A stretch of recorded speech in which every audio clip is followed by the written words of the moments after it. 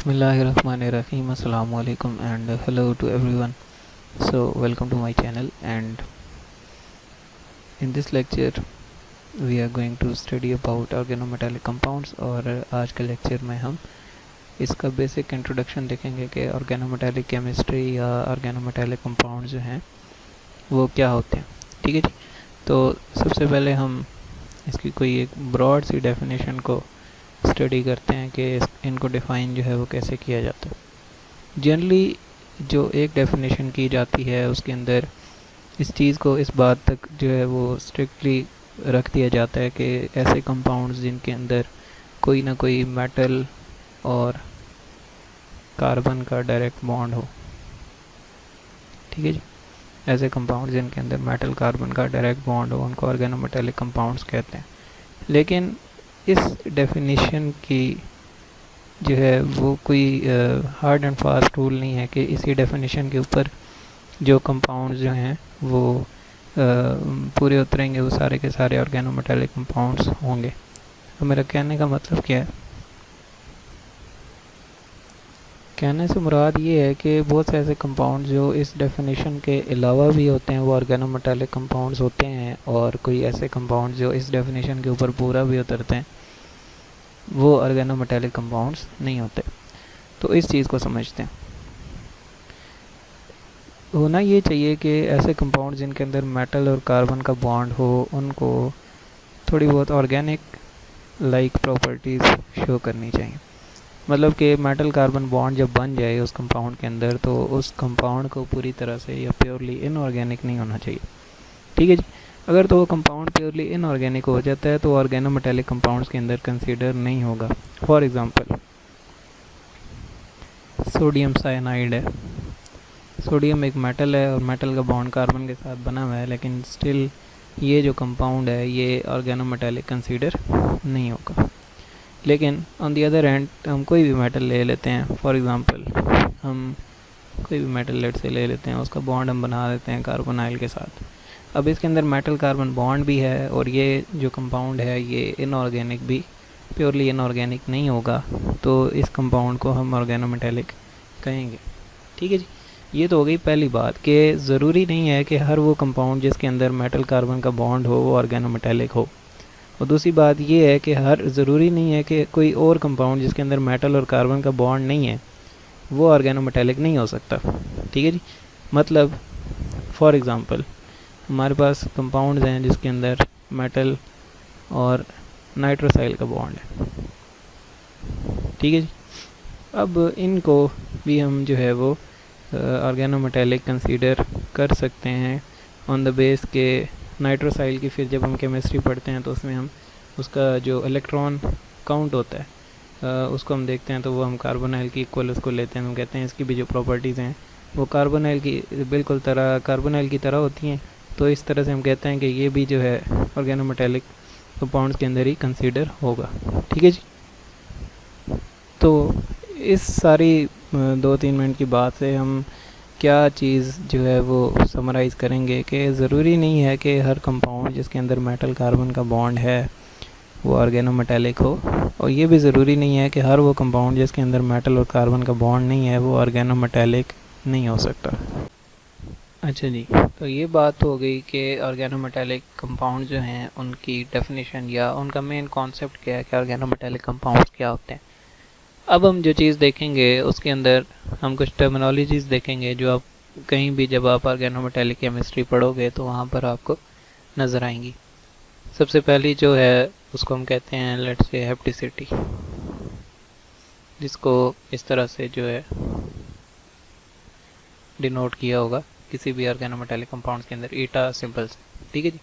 अब हेप्टिसिटी क्या होती है, ठीक है। तो यहाँ पर मैं कुछ एग्जांपल्स लिख रहा हूँ, फिर मैं समझाता हूँ कि हेप्टिसिटी जो है वो क्या होती है। लेट्स से ये एक मेटल है और इस मेटल का बॉन्ड किसी कार्बोनाइल कार्बन के साथ है। और लेट्स से यही एक मेटल है और इसका बॉन्ड यहाँ पर इस एल्कीन के साथ है या इस डबल बॉन्ड के साथ। और यही एक मेटल है जिसका बॉन्ड लेट्स से इस कार्बन के साथ है और इस तरह, मतलब ये एरो जो है इस मेटल की तरफ। अच्छा, अब होता क्या है, होता ये है कि कोई भी जो लिगेंड है, वो आपको पता है जो ऑर्गेनो मेटेलिक कंपाउंड्स होते हैं वो भी होते हैं कॉम्प्लेक्सेस ही हैं, बस उनकी प्रॉपर्टीज़ जो है वो ऑर्गेनिक होती हैं। और दूसरी बात, मेटल और कार्बन का बॉन्ड होता है, जैसे हम स्ट्रिक्टली जो डेफिनेशन देखी है उसमें हमने बात की है।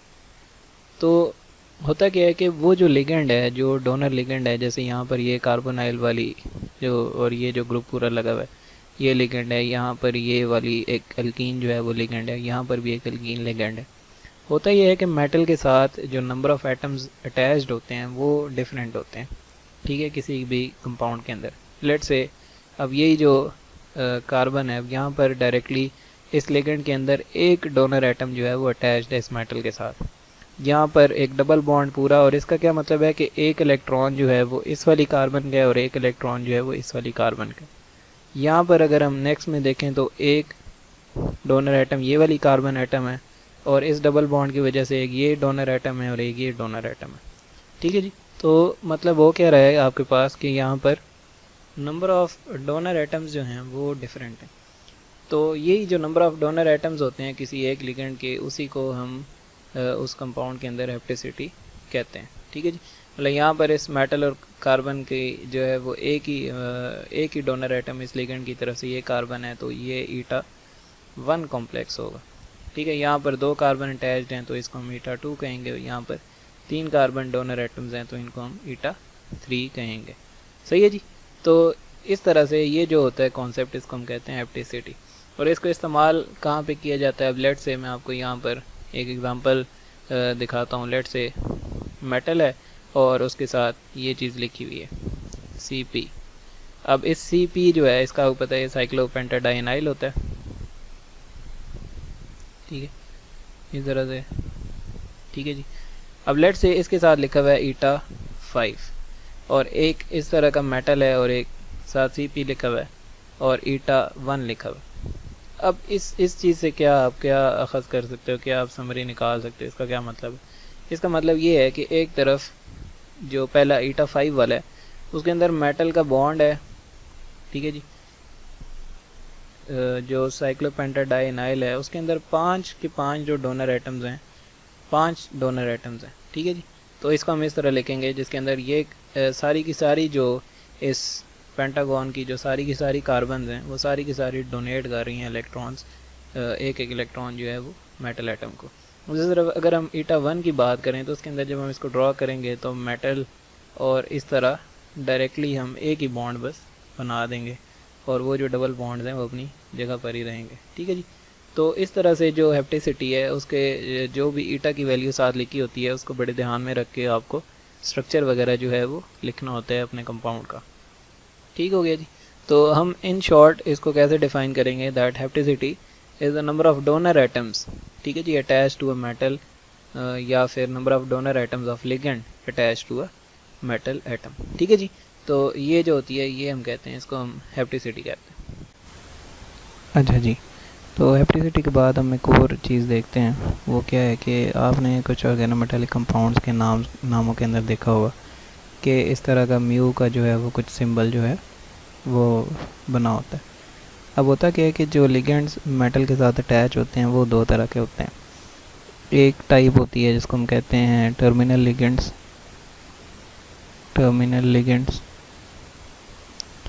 और दूसरी जो टाइप्स होती है उनको हम कहते हैं जी ब्रिजिंग लिगेंड्स,